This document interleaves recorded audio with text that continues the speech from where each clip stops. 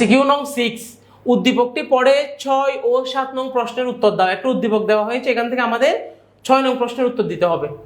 2022 সালের 1 জানুয়ারি তারিখে মিসেস শারমিন 4 লক্ষ টাকা দিয়ে একটি মেশিন ক্রয় করেন। মেশিনটির পরিবহন খরচ ও সংস্থাপন ব্যয় যথাক্রমে 5,000 টাকা এবং 15,000 টাকা। মেশিনটির মেয়াদকাল 10 বছর এবং ভগ্নাবশেষ মূল্য 10,000 টাকা অনুমান করা হয়। মেশিনটির অবচয়যোগ্য মূল্য কত আমাকে জিজ্ঞেস করা হয়েছে, অবচয়যোগ্য মূল্য। তাহলে অবচয়যোগ্য মূল্য নির্ণয়ের একটা সূত্র আছে, আমরা এভাবে মনে রাখতে পারবো। দেখো, অবচয়যোগ্য মূল্য সমান হচ্ছে মেশিনের মোট মূল্য,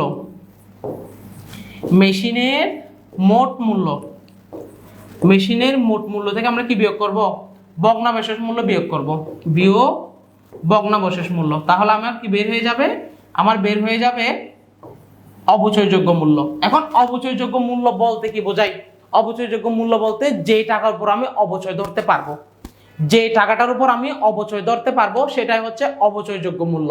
এটা সূত্র কি, মেশিনের মোট মূল্য থেকে আমি ভগ্নাবশেষ মূল্যটা বাদ দিব। তাহলে এখানে দেখো মেশিনের মোট মূল্য কত, মেশিন ক্রয় করছি আমি 4 লক্ষ টাকা দিয়ে। এই মেশিনটা আমার আস্তানায় আনার জন্য, অর্থাৎ আমার ঠিকানায় আনার জন্য আমার থেকে গাড়ি ভাড়া দিতে হয়েছে কত, আমার 5,000 টাকা, এবং মেশিনটা জায়গায় বসানোর জন্য আমাকে দিতে হয়েছে 15,000 টাকা।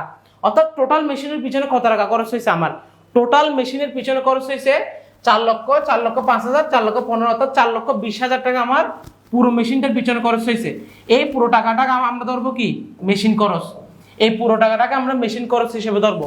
তাহলে এখান থেকে ভগ্নাবশেষ মূল্য কত আছে, এই দেখো 10,000 টাকা অনুমান করা হয় ভগ্নাবশেষ মূল্য। তাহলে এখান থেকে আমি ভগ্নাবশেষ মূল্য বাদ দিব।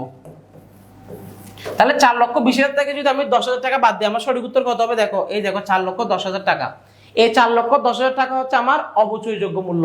অর্থাৎ এই 4,10,000 টাকার উপরে আমি অবচয় ধরতে পারবো, আর কোনো টাকার উপর অবচয় ধরতে পারবো না। ক্লিয়ার?